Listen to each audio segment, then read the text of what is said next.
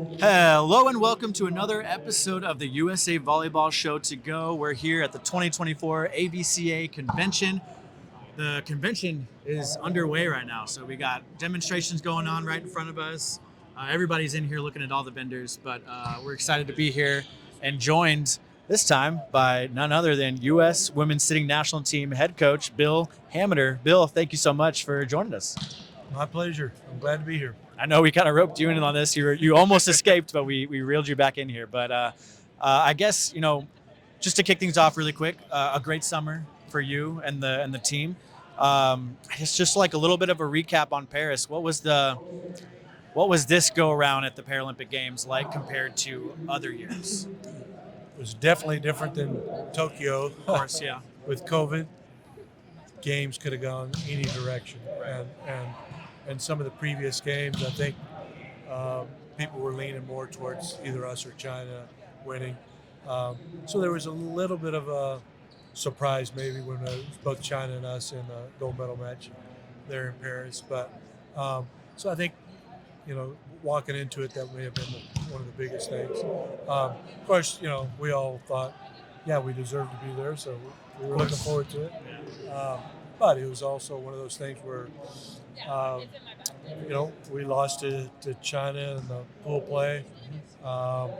And so we had to start building confidence from there. So, what was the atmosphere like there? I mean, going from Tokyo and, pandemic procedures and protocols, no fans, no audience, to Paris when that's a total 180, basically back to normal. Talk about how the crowd influence was, positive or, potentially distracting factor.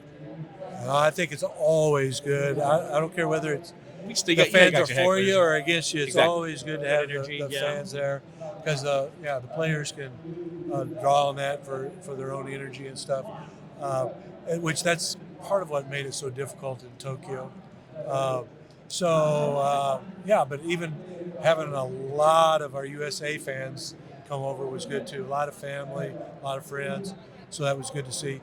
That makes for other management, problems, but I think, that was all good. And then, for us, nice thing was for the first time for the Paralympics, we were able to have the high performance training center, which made a world of difference. We heard for some us good as things well. about that too. Yeah. So, the food part of it, but also the training and those types of things where we could control a little bit more of our own training environment and times and that kind of stuff, which is really nice. Looking ahead to LA and this upcoming quad, of course, you want to be on the podium again. That's the main goal, right? But for volleyball, I feel like this is such a huge opportunity for volleyball in the U.S. to have LA, to have a games in the U.S. on U.S. soil. Could you speak specifically from the side of sitting? Like how important is that, having a games in LA important for sitting? Well, I think it's always hard to gain exposure, and so having the games in LA, hopefully good television, Yep. and being on, televised on other media sources, stuff like that, will really help expose to a large number of people within the U.S. what the game is all about. And, it's always one of those things. Yeah, we're always working hard for the gold medal. But you also know, every time after you win one, statistically, it makes it way more difficult to win again. And so a lot of things have to go your way, and a lot of things you have to work out to get there. So, having the three-peat was great, but it also puts a lot of pressure on, all right, now what do we have to do to continue to gain the advantage and overcome all of the statistical anomalies, the things that other countries are doing, all that kind of stuff. So there's some fun parts in that and some difficult parts in that. But for sure, I think it'll be good for the discipline. I mean, for volleyball as a whole, but for sure for our discipline as well. Yeah, I mean, I know we can sit here and talk about, 4 peak goals and aspiration there too, but, since you had a successful three-peat, you had a chance to really celebrate and really take the moment in with the team. What have you been doing since then? You got any time off? Any fun things going on? Yeah, Vacation? I know you're here at the conference, but not a whole lot of time off. I wish I had more. It's something about everything shuts down there in the Olympics, and then they start gearing back up during the Paralympics. So then when I get back, they're going full steam. So there's budgets are due, and then we got staff stuff. We got all the annual reviews, all that stuff. So yeah, it's all not a whole lot of time to recoup on my side of it. I mean, I took some days to go fishing and do some stuff. So that's all been good. But there's part of that it is kind of rejuvenating a little bit, kind of being able to celebrate and then looking forward as well. But we had the celebration party in Edmond, which was nice. So the team came in. We had a chance to celebrate there, and time for the team to celebrate together. So I think all those were real positive things as well.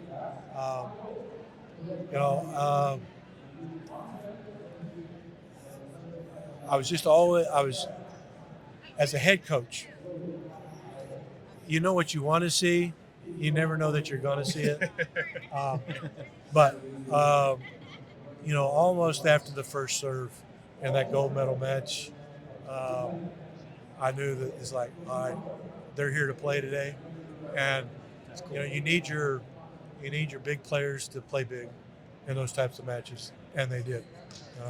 You have somebody like Heather hitting 520 in the gold medal match as an outside. Unreal. Well, that's huge. Mm-hmm. Cleo setting well. Middles, people like Laura blocking well.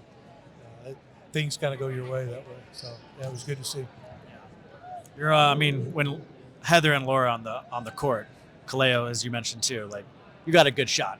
It's always good to have some of those best players in the world on your team, for sure. So and that's the other side of when we're talking about Dev. I gotten rest or not? No, I'm trying to talk these players into staying for another quad. So that's all about having the players on the court. So trying to make sure they're in the right place and getting them geared up towards what we need to be able to be successful again. That's what it's all about. Well, last question here. We're at the 2024 AVCA Convention. Are you doing any presentations here? Kind of mostly observing? Like, what's your role? What are you hoping to get out of this convention? Yeah, I always like coming to go to some of the clinics and different stuff. It's interesting because of the sitting discipline. There's really nothing out there, so it's always a matter of, can I see something? How can I apply it to the sitting game? So I've had to do that ever since I started. So it's always good to keep, all right, is there new concepts or new things that are happening that we could use and apply to the sitting game? So I think that's part of it. I'm not giving any presentations. I am speaking to the FCA breakfast tomorrow, so I'm looking forward to that. But other than that, we're spending some time. Julie Allen and I have been talking with some college coaches and stuff, trying to work with them on coming in and being a part of our sitting national team development program. And again, not just to coach our developing players, but trying to develop those coaches and the possibilities of future assistant and head coaches and stuff like that as well. We always want to make sure we're leaving the program better than when we arrived. And I think that's a huge part of it. And our players deserve that. That we have somebody that they can slide right in and keep going and not having a downturn and having to relearn or those types of things as well. So we put quite a bit of time into that. And then of course there's some relaxing and going to the matches, that kind of thing, which we enjoy doing. Good networking. Seeing old friends, talking to people. So good reunion. Good to run into. Big volleyball reunion. Yeah, for sure. Yeah. Well, thank you, Bill. This has been another episode of the USA Volleyball Show to go. Appreciate you so much, just like taking the time to sit down with us. I know we kind of had to convince you to do it, Stephen but kind of had to force you to do it. My pleasure. Like I said, it's just like we talked about. LA games being televised stuff. Yeah. As much as we can do to keep getting information out there about the discipline, the sitting discipline, the better it is for us. So this is just one of those, another opportunity that we can do that. So I'm still waiting on my second time for the podcast. I got some of the players that have 2 or 3 times. Not me. But you let us know, all right? But you actually really did. You bring have up my a good number. Point. Yeah, it'd be really cool. Maybe in some future years to come here, we can really start seeing some adaptive teaching and adaptive sessions. Moving forward with the convention. We used to do quite a bit of that. Really. I love how we're keeping the conversation going. Then I think, it's about the time we need to come back around for it. And also trying to show people, especially like juniors and high school, but some college, on either how to use the sitting game as a development tool or how to use the sitting game as a rehab tool for standing players. I think both are very beneficial. Yeah. But then there's also the exposure, again, like you said. The more people that see, they go, oh, I know somebody that could play, and that's what it's all about. We need those players. Yeah. All right. So well, you're right on the money. Now we are officially ending the episode here. But Bill, enjoy the convention, enjoy the NCAA matches coming up too, and I know we're going to see you around. Thank you so much. Thank you, Bill.